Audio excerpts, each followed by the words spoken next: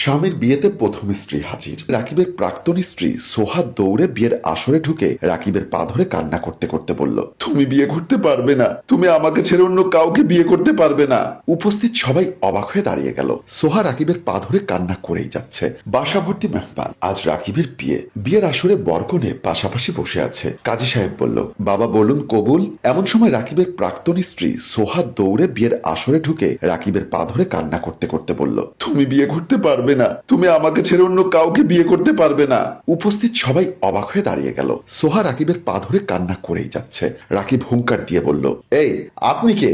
আপনি কেন এখানে এসেছেন? সোহা এবার দাঁড়িয়ে দুহাত জোর করে বলল, তুমি এমন করে বলো না প্লিজ, আমার ভুল হয়েছে, তুমি আমাকে ক্ষমা করে দাও, তুমি এই বিয়ে করো না। নববধূ মিতু অবাক হয়ে রাকিব ও সোহার দিকে তাকিয়ে রইল। তুই আমার কাছে ক্ষমা চাইছিস? এই বিয়ের আসরে এসে আমার বিয়ে ভাঙতে চাইছিস? তুই কি ভুলে গেছিস তোকে আমি ডিভোর্স দিয়েছি? দেনমোহরের সব টাকা তোকে পরিশোধ করে দিয়েছি। আমার টাকা লাগবে না, আমার পয়সা লাগবে না, আমার শুধু তোমাকে লাগবে। আমি বুঝতে পেরেছি তোমার মতো কেউ আমাকে ভালোবাসতে পারে না, তাই তো আমি আমার ভুল বুঝতে পেরে তোমার কাছে ছুটে এসেছি। সব পথ আজ বন্ধ হয়ে গেছে, সেটা শুধু তোর কারণে। এমন সময় মিতুর বাবা বলল, এসব কি হচ্ছে? এটা কি সার্কাসের ময়দান?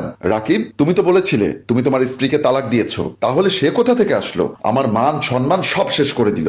এমন সময় রাকিবের মা সোহাকে বলল, তুমি তো পরকিয়া করে আমার ছেলেকে দিয়ে ডিভোর্স দিতে বাধ্য করেছো, শুনেছি সংসারও করছো, তাহলে আজ এখানে এসেছো কেন?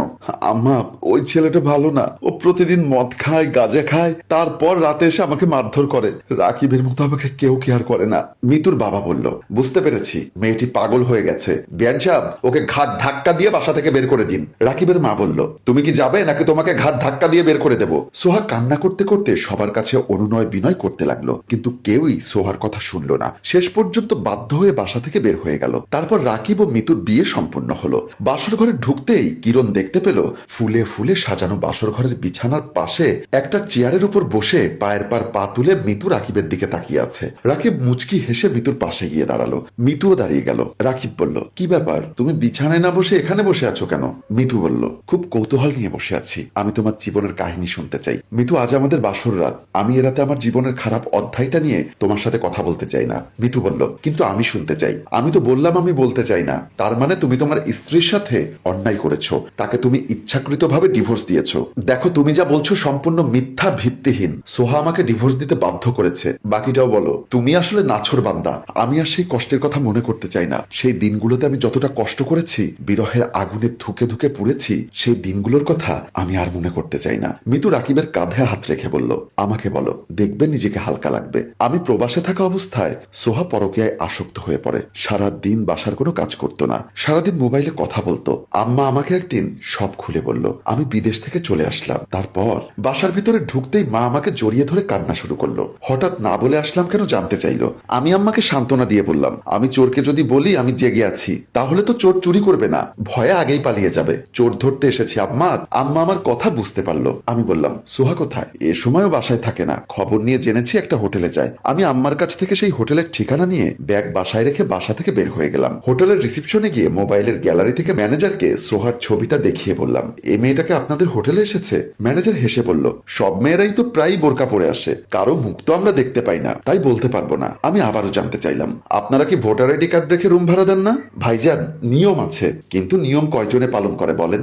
আমরাও তাই এত কিছু চেক করি না, টাকা দেয় রুম দিয়ে দেই। এটা কিন্তু ভাইজান আপনি অন্যায় বললেন। আমি এত সময় ভালোই ভালোই আপনাকে সব তথ্য দিচ্ছি, কিন্তু উল্টো আপনি আমার উপর শাসন করছেন, এটা কিন্তু ঠিক নয়। আমি আর কথা না বাড়িয়ে হোটেল থেকে নেমে আসলাম। বাসার ভিতর ঢুকে ড্রয়িং রুমের দিকে চোখ রাখতেই দেখলাম লিজা আমার ট্রলি ব্যাগটা খোলার চেষ্টা করছে, কিন্তু পারছে না। আবার ড্রয়িং রুমের ভিতরে ঢুকে গেলাম। ওর পাশে গিয়ে দাঁড়াতেই লিজা চমকে উঠে দাঁড়িয়ে বলল, কি ব্যাপার, তুমি কিছু না বলে চলে আসলে কখন? এসেছি কিছু সময় আগে। তা আমাকে ফোন দিবে না? তা তুমি কোথায় গিয়েছিলে? আমি একটু ছোট খালার বাসায় গিয়েছিলাম। তোমার ছোট খালার নাম্বারটা দাও তো। কেন? তার কাছে জানতে চাইবো তুমি কি সত্যি তাদের বাসায় গিয়েছিলে কিনা। কি, তুমি আমাকে অবিশ্বাস করছো? তুমি যেটা মনে করছো সেটাই। এখন তোমার ছোট খালার নাম্বারটা দাও। আমার কাছে ছোট খালার নাম্বার নেই। ঠিক আছে, আমি তোমার বাবাকে ফোন করে তোমার ছোট খালার নাম্বারটা নিচ্ছি। রাকিব, তুমি কিন্তু বাড়াবাড়ি করছো। আমি যদি বাড়াবাড়ি করি তাহলে তুই যেটা করছিস সেটা কি ঠিক করছিস? আমার অবর্তমানে তুই পরকীয়ায় লিপ্ত হয়েছিস। আমার মা বাসায় না থাকা অবস্থায় তুই সেই ছেলেকে নিয়ে আমার বাসায় এসেছিস। বাড়ির দারোয়ান পর্যন্ত দেখেছে। তুই প্রায় প্রতিদিনই একটা হোটেলে ওই ছেলের সাথে দেখা করিস, একটা হোটেল কক্ষে অবৈধ সম্পর্কে মিলিত হোস। সবই কি মিথ্যা কথা? শোনো, এসব কথা তোমার মা তোমাকে বানিয়ে বানিয়ে বলেছে। বলেছে তাই না? দাঁড়াও, আজ ওই মহিলার একদিন কিংবা আমার যে কদিন লাগে। বলেই রাগে ফোঁসফোঁস করতে করতে ড্রয়িং রুম থেকে বের হয়ে গেল।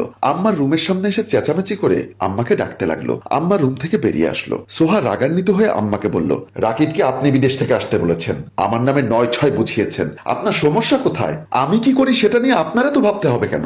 এমন কথা শুনে আমি আম্মার রুমের সামনে এসে সোহার গালে কষে চড় বসিয়ে দিলাম। সোহা গালে হাত দিয়ে বলল, তোর এত বড় সাহস, তুই আমার গালে চড় মেরেছিস? তোর ভাগ্য ভালো যে এখনো আমি তোকে কুচি কুচি করে কাটিনি। তুই যে অন্যায় করেছিস তারপরও তুই অনুতপ্ত না হয়ে উল্টো আমার আম্মার সাথে খারাপ আচরণ করছিস। আরে তোর তো বিবেক বলতে কোনো জিনিস নেই, তুই তো রাস্তার পতিতার চেয়েও খারাপ। কি?